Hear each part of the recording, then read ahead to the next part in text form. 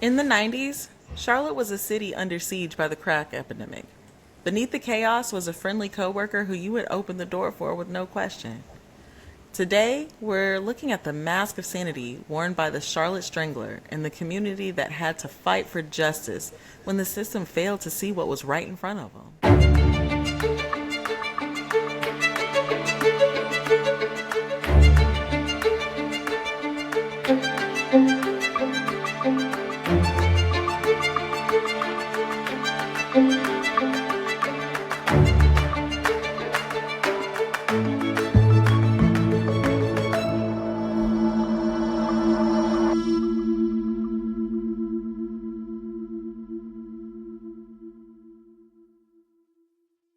Hi, hello to everybody in the listening world. This is your girl Cass. This is your boy Eddie, and welcome to another episode of True Crime and Other Shit.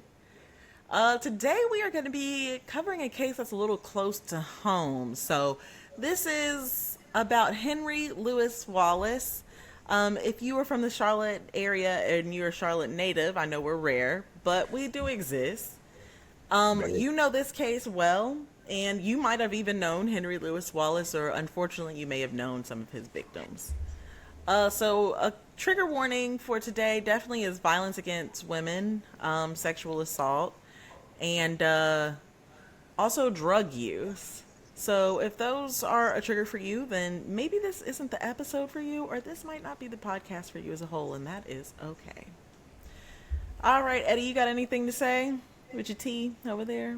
Yeah, Having a I good was about to time? say, get some tea, enjoy your life. That's I how I have like some to tea put it. too. You know what I'm I got saying? it in my So, wicked mug. um, Cheers. shoot. All right, you ready to get into it? Ready, Eddie? Let's do it. All right. So Henry Louis Wallace was born on November 4th, 1965, a Scorpio, for those who care. He was born in Barnwell, South Carolina, to the son of Lottie Mae Wallace. So Henry's father left because Lottie Mae got pregnant, so she never got to meet him. So he never got to meet him. So Miss Lottie Mae, she would have a chip on her shoulder about Henry, and that would cause her to show a lot of resentment towards him because she felt that he was the reason why his father ended up leaving. Eddie, you look confused. Okay, coming back to who's Miss Lottie Mae, because we didn't get to that part yet. Okay. So Wallace grew up with his mother working long hours as a textile worker. As we know, back in the 90s, textiles workers were a huge thing. But she was always very verbally abusive and criticizing her son for even the smallest mistakes. He was always trying to win his mother's affection by doing various things, activities, winning awards, but he always seemed to fall short. So, Henry recounts his first violent encounter about hurting women when he was about 8 years old. There were some guys in his neighborhood that were about 18 years old, and the girl that they were with were about 16. And the guys grabbed her and took her into the woods. And for some reason, he decided to follow, and they allowed him to follow, but whatever. Yeah. And they took her into the woods and they SA'd her. Henry admits that he was aroused with the act rather than disgusted. And Yeah. that's, as we've seen, that is where it all goes wrong. So he attended Barnwell High School, where he was elected student council and he was a cheerleader. He was very popular and everybody liked him. And it's believed that he was masking himself and kind of mimicking what he saw around him. And it's like, okay, so people like this, or people like people who do cheerleading. Like, I'm a guy doing cheerleading. That's unpopular, so people are going to think it's interesting or funny. So he was doing that to kind of make himself seem cool, and it worked. So everybody liked him. Wallace said during that time he used to have some violent pornographic magazines, and he used to look through that all the time, and that's when he started to fantasize about sexual violence. So when Henry was about 16, he A lot started of thinking about living out his fantasies. Yes, yeah. Eddie? So pretty much a lot of those magazines and whatnot, like they had like sexual restraints, like they're just more like regular Playboy magazine, like old soft porn, nothing like that. They were ones like that had sleeping pills, Yeah, that's drinks. weird. So yeah, so like it it went further than what he did. Like it went further from what he seen, and he just went running with it. Like he took that Yeah. and ran a mile. Don't get me wrong, being 8 years old seeing something like that is probably traumatizing as fuck. But yeah, yeah. Weird stuff that he even had those. Like, where do you even find some shit like that as a 16-year-old in the deep south? Like, you know? But It's a, newsstands are everywhere. Like I ain't gonna lie to you. Like you got to think, we thinking from like our point of view now. It'd be damn near impossible to find a porn magazine. But the same way that we have access to the internet, that was the same way it was to get access to stuff back in the day. You know what I'm I saying? I guess think yeah. so, because they didn't start having like the restricted section in like the video stores until like we were a little bit older, but right before they went away. So, And then think about it for real, for real. I mean, think about like how like oh yeah, you could be 16 trying to get some cigarettes from a store. If you really cool with that person, you know he got a real cool demeanor about him. All he got to do is your really local talk him corner up, store and he man. look older. He's not some short looking kid. He looks older, so Right. it's not hard for him to get his hands on it. I suppose. But when Henry was 16, he started trying to live out these fantasies by trying to molest his friend's sisters. There was a little girl that he did try to do that with, but she said no and pushed him, and he couldn't bring himself to do any more, thank God. And so he walked away from that situation. Yeah. After his graduation in 1983, uh, Henry Lewis became a DJ for the Barnwell radio station, and he was well known again, very popular guy. But that wasn't paying enough, and he went to college for a little bit, but then he joined the Navy in 1985. And in that same year, he married his high school sweetheart, and then they were doing well, Yeah. and then he got dishonorably discharged. And then he became more violent because he had a lot of resentment for that. You found out what y'all dishonorably discharged for? Yeah, I'm about to get into it. That's why I'm like, this is bullshit. But so the reason his wife and him started having problem is because the way that he would encounter sex with her. So he was very violent, and she had passed of sexual assault. So she was like, I don't like this because it makes me think about that. So I really don't want to do this, and let's stop. And so he got frustrated with her, and he kept getting angry with her. So she just packed her shit and she dipped. She was just like, whatever. I'm not dealing with this shit. But yeah, he got dishonorably discharged because of his consistent use of drugs, and crack cocaine was his drug of choice. So,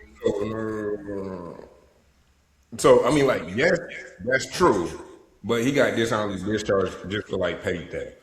That's oh what well, they could. also They that never, too, yeah, petty theft. I forgot they about never all that. found like, yeah. I mean, but he used the theft to go get the crack, but they never found any type of use of meth or anything like that. When I mean, not meth, crack. Whenever he was like going through stuff, but he got discharged. That's why it was a dishonorable. I mean, that's why it was an honorable discharge, not a dishonorable one. I If he thought he would have was found the drug, dishonorably discharged. I heard it was honorable. It was an honorable charge, honorable charge. But I could be wrong. Like, because it was just a small one, so they just kind of like, all right, get up out of here. Was it dishonorable?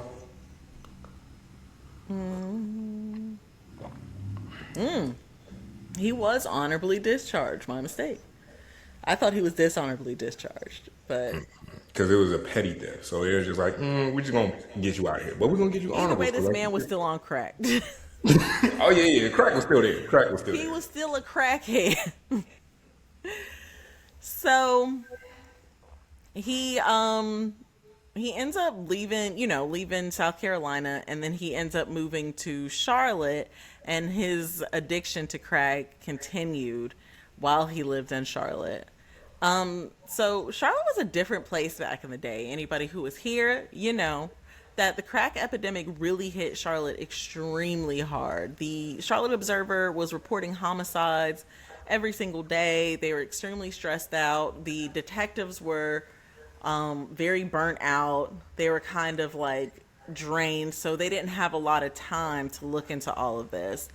And then they were hitting record breaking numbers of killings, and then Henry comes up and just decides he just gonna make it worse. So on May 27th, 1992, on Rossell's Ferry Road, this is an area in Charlotte that's like usually very industrial. Back in the day, it's like there was a lot of truckers coming in and out. Like, it was just one of those places that was like a little gritty. But skeletal remains were found in a shallow grave with little clothing and little tissue left on the body.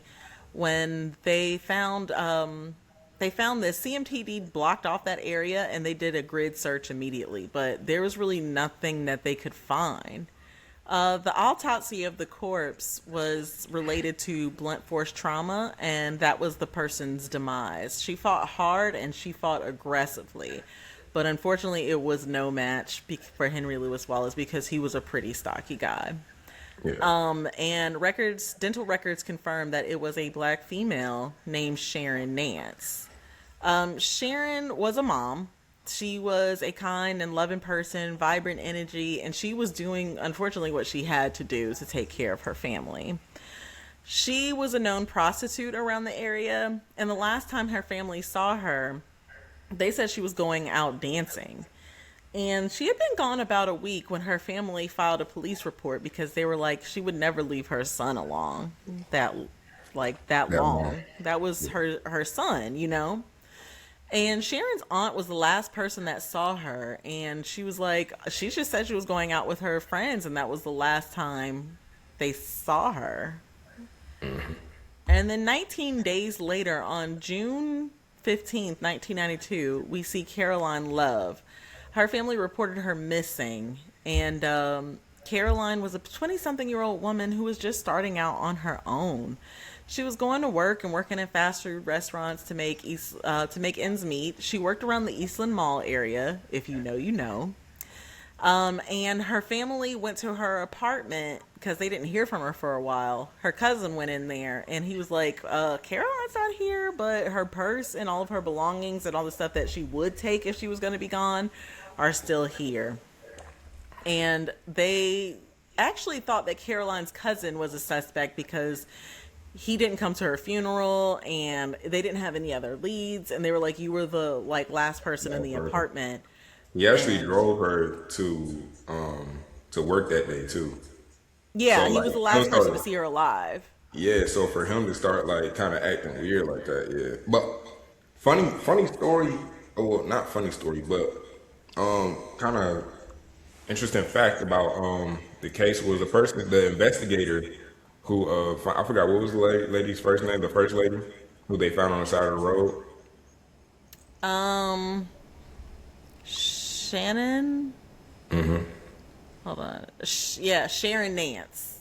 So Sharon Nance, the investigator actually knew Sharon Nance. Yeah, So I that's saw yeah, that. He was yeah, like going to school to be a cop while she was out doing her thing. and like he said, whenever he would catch the bus, she would always be like, you're my personal like pretty much You're my security guard, cop. like police You're officer, my my cop. personal Yeah. cop. Yeah, you're my cop, XYZ. So it kind of hurt him in a whole different way. And it actually, we all know this sheriff because now he's like, well, I think he's the sheriff. I forgot what his name is. Well, I'll find it. I'll bring it back up. But he's Yeah, pretty much I for some the reason I police didn't get chief. his name either, and I was like, "Hey, I know this guy." Yeah, no, he's But cool. so 8 months later, on February 19th, 1993, this is a victim that's kind of close to home.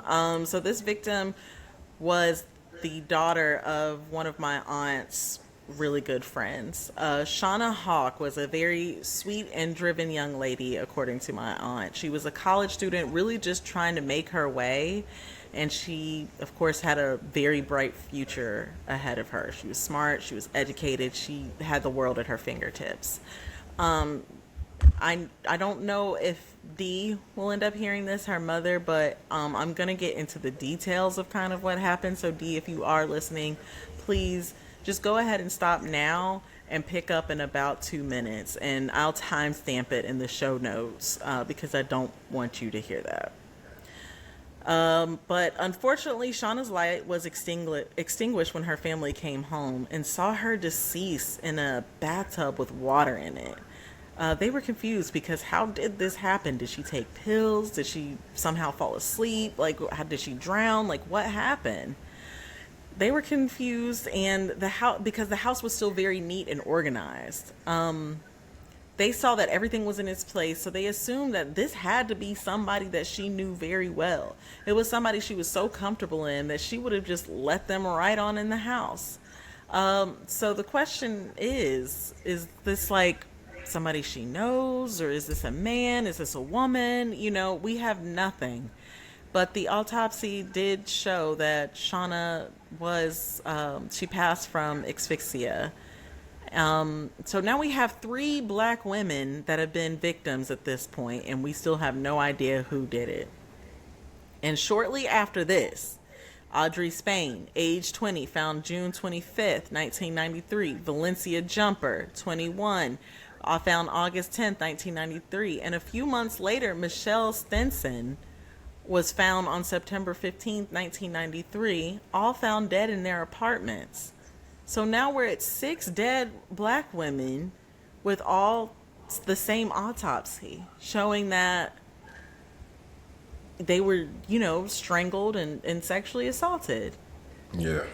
So, like, I can't imagine being a detective right now because the crime scene organized, perfectly clean, you know, He nothing wiped out it of down. ordinary.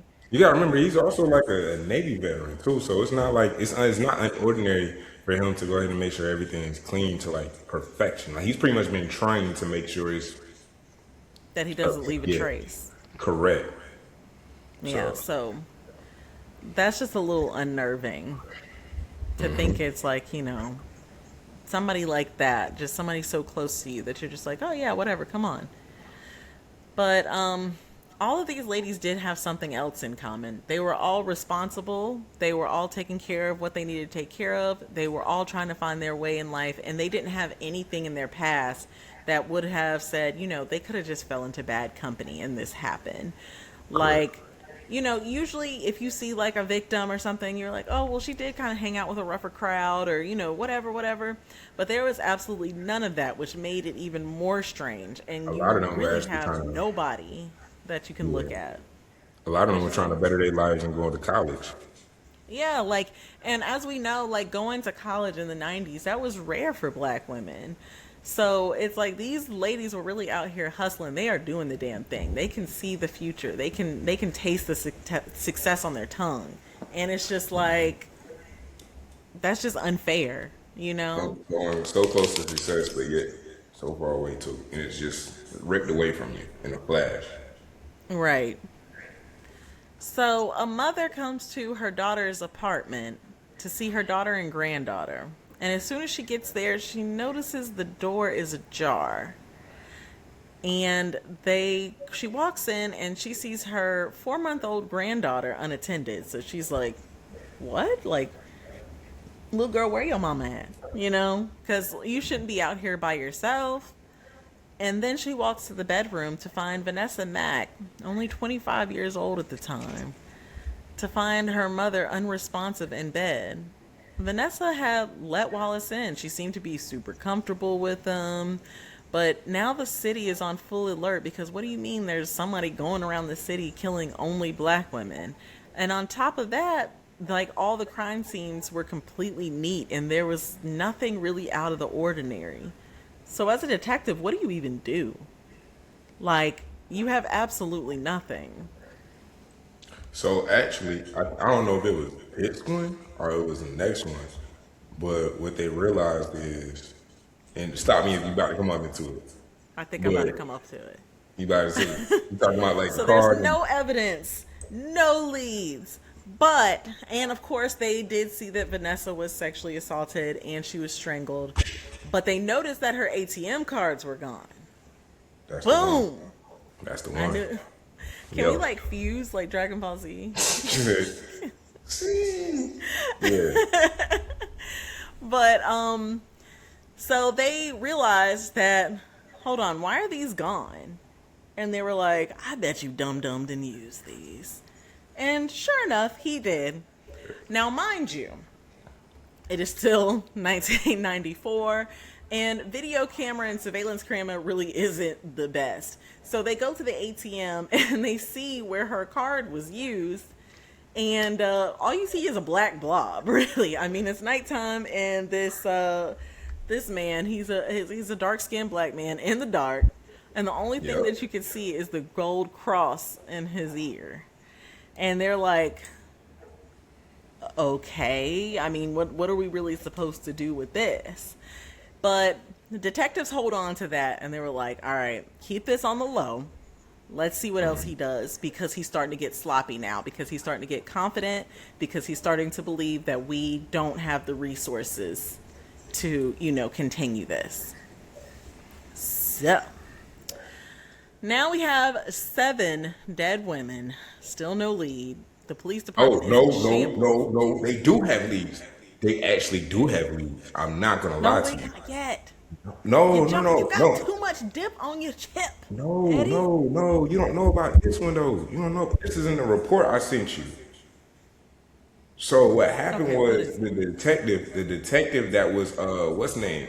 He started noticing because they were all in the same vicinity.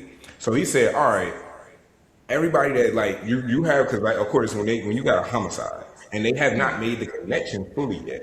So what he did was he said, no, everybody that has that connection, I need y'all to come together and we need to figure out who is the natural person or like the person that is all connected to them. I was So coming up on once that. they did, oh my bad, my bad. Oh, you already No, did. you're good. Go ahead. Good. All I was gonna say is like the black community really comes together, and they're like, hold up, wait a minute, something ain't right. So So they start talking about how they're I think that there's this guy but it's though not. But that. it wasn't the black. I gotta get because you know me. I'm Go very ahead. My much bad. My bad. when the cops do bad, I go on and I tell them that they do bad. On this one, they actually did pretty good. So They I did gotta pretty good, give I have to say. I gotta give the cops their props on this one. That's why it's like yeah, I give y'all this on this one Shout out to because CMPD. yeah, because they figured out pretty quickly who it was, and they put the connections together about like, oh, okay, you know what, it's Buddy. Like they didn't have enough to go get a warrant for his arrest or anything like that, but they went ahead and pretty much seemed like, okay, boom. He does actually. They actually found out he had an outstanding warrant when they found out he was at Taco Bell. Once they were able to see 3 girls worked at Taco Bell together, this one actually knew him, came to visit him at this time period because he was a manager at Taco Bell, and that's how he met all these girls, and that's how he was meeting people. And when he was doing Which all is that, wild. yes, Like, imagine imagine just your like, manager like popping up to your house and killing you. Like, what the fuck? but see, he regularly came over to everybody's house. He regularly came over to everybody's house. Actually, one of the girls, they it was crazy as heck. They were dating. He killed her roommate. It was a girl's roommate. Yeah, let me see which one I it did was. hear about that. I'm not sure if it's the same thing. But one thing about that, I actually had one of my friends reach out to me from high school. Shout out to Devontae for reaching out when he saw that we were covering the case. And he just learned this a couple years ago. His mother and grandmother knew Henry. And they would let him into their homes, and he would take naps in between his shifts. So he was well liked, and exactly, I'm like, they could have easily been a victim, but when you cover by the blood, Yeah. Now I ain't gonna lie to you. y'all Hear ain't me trying to have out. church up in here. Hear me out. Hear me out. Because when you look like when you all right, so in that case note I sent you, remind you, it has all his like personal thoughts of what he was thinking and what he was like, why did I do it? Why I really did. Like Hawk, no, I forgot what her name is. He actually didn't want to do it. He didn't want to do it. That was crazy. The love murder turned out to be like on some I think it I was don't just even think he really knew her like that. who Carolyn uh Love. Carrie Love. No, he did. It was the girlfriend. He was dating the roommate. So his girlfriend and the one he killed were roommates. Are you What talking he about did Brandy was Henderson? Caroline Love. Caroline Love, partner from his girlfriend and Love's roommate, Sadie McKnight. Sadie McKnight was the one that he was dating. Caroline Love is the one that he killed. That's He the one he made put a a key. question mark next to whenever he handed them the list of all the people he killed. I don't even think he don't knew that girl, the roommate like that. Let me see I here. don't even think he knew her name because he slid the police a list and it had everybody listed, but it he didn't know her name. When he knew that Love would be alone. I'm gonna read you. All right, so I'm gonna read you just a little bit of what he said.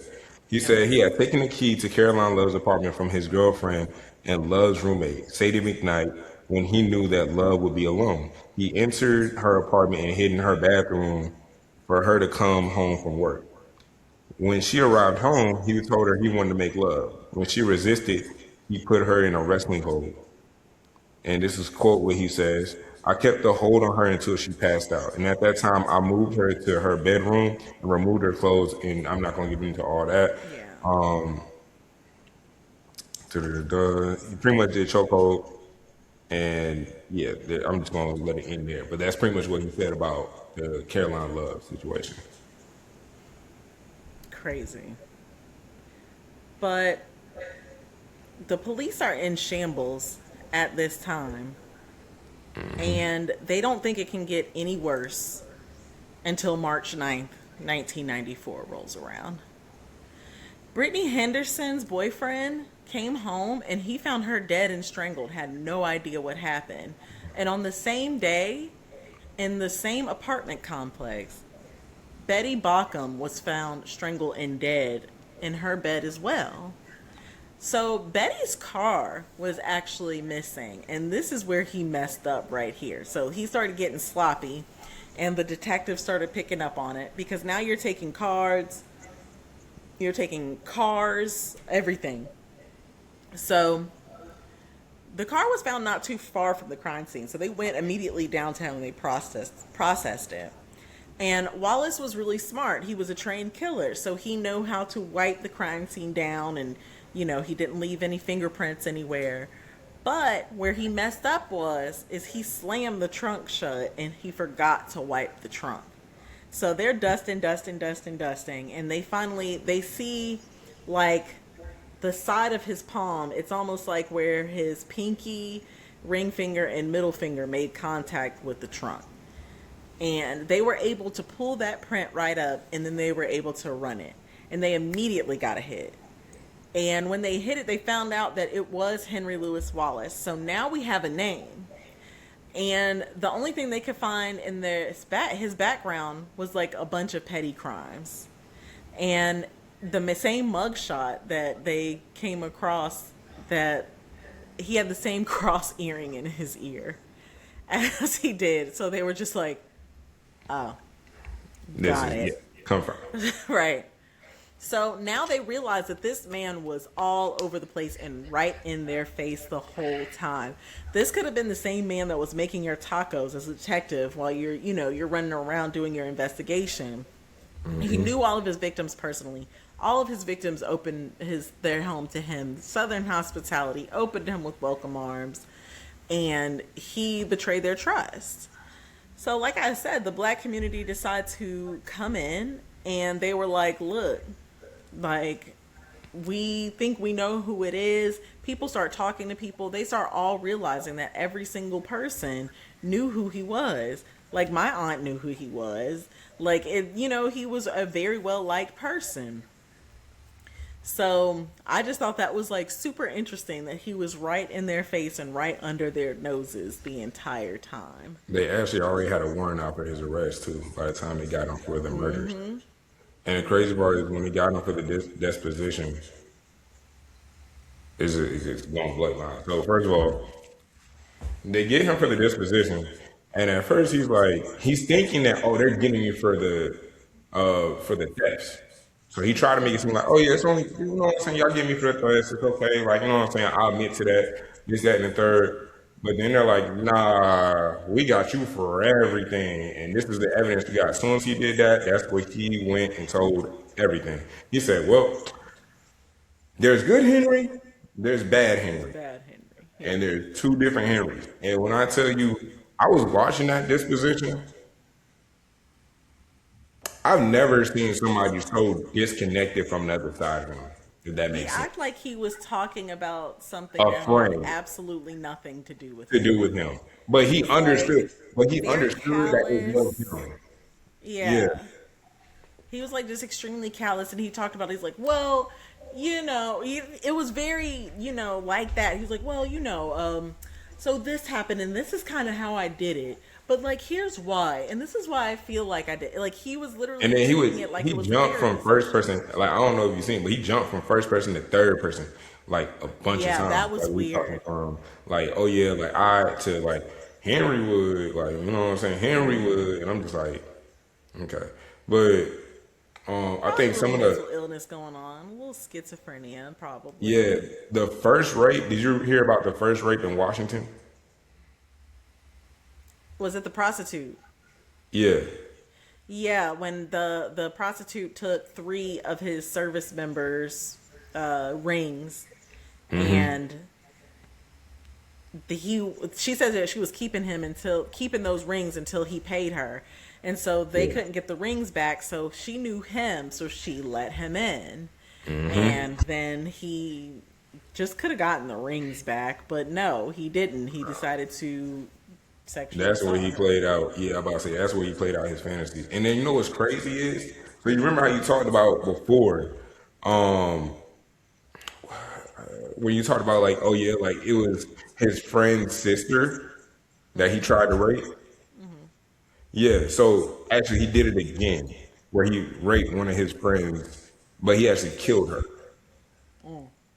Yeah, so like like when you look at the connections and the connections that went through there, uh, it was crazy. Another one, he admitted and said, I didn't even want to kill her because I looked at her as like a little sister.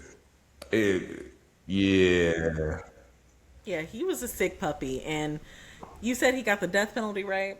yeah, he did get the death penalty, without a doubt. That's what I thought. Yeah, he Without a was doubt. definitely just a sick 97. puppy that needed to be put down. Yeah, 97. It was done. Yeah, like you know what I'm saying, Dr. Umar. Yeah, some of them are gonna have to be put down permanently. For good. Yeah, he was one of them. Yeah, I can't rehabilitate that. No, you can't rehabilitate. Like, people who do stuff like that, you really can't.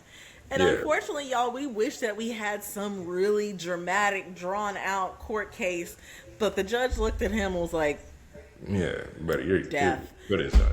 Slam the gavel. We're out of here. Who wants pizza? Like, Yeah. they were really just not fucking No, with it at the all. sad. I about to say the sad part is like when he was going through the court case and like he was like pretty much admitting to all this, and he pretty much started. He said, to be honest with you, it was not their fault. It was not anything that they did. They didn't lead me on or anything like this. He Truthfully, just I didn't didn't. even have a reason to kill them. For him to say and look the families in the eyes, he said, I'm sorry, I just didn't even have a reason to kill them. And the families, I think one of the family members screamed back, so why did you?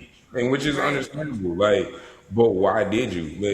But like we said, he's a sick puppy.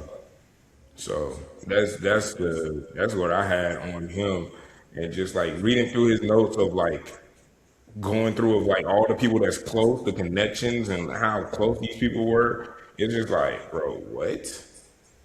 It was pretty wild. Like, I don't even know what to say. Like, this is probably one of the weirdest court cases that I've ever seen. Just Not because court it's case like, murders. huh? Not court case murders. Murders, my bad. The court case was open shut. But no, the crazy part was his first victim was supposed to be his ex-wife. Oh He yeah, admitted yeah, it. yeah. I did see that. And it was because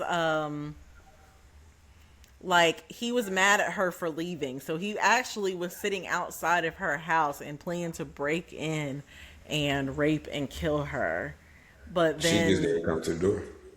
He said the opportunity just didn't arise. It just didn't arise, which is like what changed with these other women that made you feel like this is what you needed to do? So from like his desperate, like when he was talking and everything, he said that well, pretty much once murder already kicked in, because like the hatred for his mother had grown so strong, because I think that's what it was, and it transferred over. So it's like a transfer of like hatred. I don't know how that works, but he said that Yeah. at first he hated his mother. Then he went down, His and when ex-wife. at first, no, it wasn't just like a hate for her, because at first he loved his ex-wife because she accepted him and like she tried to nourish him and trying to say like she tried to heal him. In all honesty, like she tried to heal him. And but then once the sex got rougher and things got this way and that way, it's like he was like, all right, look, like I'm push away. So that love that he was getting, and then it got removed from him, he felt like it was the same way. It was even worse than what his mother did, because at least his mother never showed him love. So he took that same hatred he had for her and took it over to his ex-wife, and he couldn't do it to his ex-wife. So then he said that every other pretty much person that he raped, he envisioned it to be his ex-wife, and then I just saw acted like, that. I was yeah, like, "Oh my god, this man yeah, really can hated her. Like yeah, he like really needs help." Like I'm yeah. so glad that mental health care has really come a long way because this probably could have been avoided. First of all, he needed some antidepressants. We could have been a whole lot further. Like I ain't gonna lie to you. Like for the jail system to be the way it is, and it's supposed to be a rehabilitation. I ain't doing too much damn rehabilitating to me. Not enough. Actually, it's funny you say that because that's what I wrote my graduation paper on. Like that was the last thing I had to write about.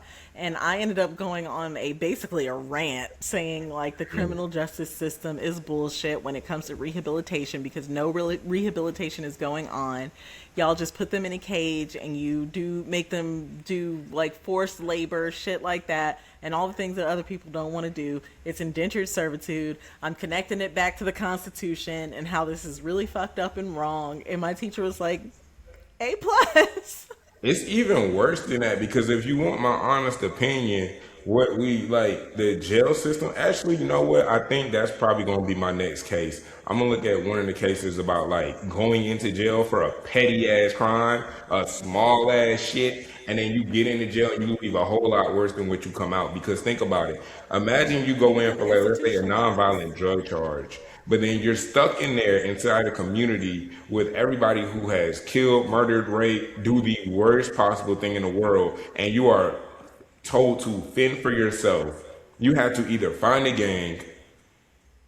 Yeah, pretty much. Like you have to find a gang. You need allies. You cannot walk into that system of fucking life and not have allies, because you are going to be hated. You're going to be picked on, but not in like, oh, you're being like you got a bully. No, you are going to be picked on as in prey, preyed upon. That's the right word. You're gonna be preyed upon, and then you expect that person to leave with a better mindset that they came in with and enter back into the world. Make it make sense. Does it make fucking sense? Yeah, don't worry about it. I'm gonna have to catch y'all. All right, You got your next case? I'm gonna find it. I saw something that was really disturbing actually. Right before we got on, I don't know if you've had a chance to check your phone, but I sent you a case. It's happening in Pennsylvania. There's this guy up there, and the police are picking apart his basement right now because they have found over 100 skeletal remains. And also, they've been having a problem with grave robbing. I don't know what y'all got going up there in PA, Delaware type situation, Once we but get there's past somebody the robbing basement graves business, and also like hiding body parts. And I tune in, okay? Like chime in the comments. Tell me what the hell is going on up there. I saw there was a couple of reporters who looked at our TikToks. Like if you are the one from the Pennsylvania, like I think you are, comment or message me and tell me what the hell is going on because that's weird. exactly. And I'm So so sorry you have to report on that because that's awful. yeah, it's a messy I job, don't but know, Eddie. somebody got to do it. Do you got anything else? No, that's it. That's it, man. You know what I'm saying? The sun coming out. Make sure you catching the sun while it's out. Have some joy in your life. Eat some oranges. That's a good advice. Eat some You know, oranges. some oranges. Take your allergy medicine. Asthmatics, pump your Good job, Larry. Butyral. You already know. What is that? Good job, Larry. If you know, you know. Good job. But, like, yeah, go outside, have a good time. I'm looking at my dog right now. She's being so cute. But go outside, have a good time, guys. Be safe. Always watch your back, and remember, it's never the person that you don't know. It's always the person you know well. So be careful, be mindful, and have some fun. Follow us on Instagram at truecrime_OS, or follow us on TikTok at truecrime_OS, or on YouTube at True Crime and Other Shit. Okay, and watch out for our shorts and our social medias when we're posting things about updates about the cases we're finding, stuff like that. Also, rate us 5 stars on Apple Music, or wait, Apple Podcasts, or on Spotify.